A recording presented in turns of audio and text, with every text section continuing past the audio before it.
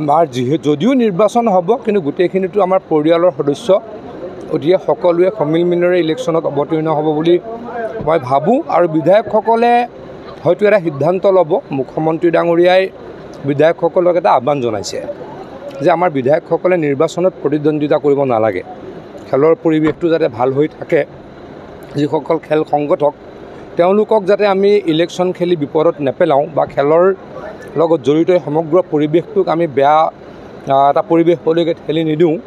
মুখ্যমন্ত্ৰী ডাঙৰীয়াই ইতিমধ্যে বিধায়কসকলক মন্ত্ৰীসকলক আহ্বান জনাইছে। গতিকে মই ভাবোঁ বিধায়কসকলে চাগে অহাকালি নিৰ্বাচনৰ পৰা নিজকে বিৰত ৰাখিব।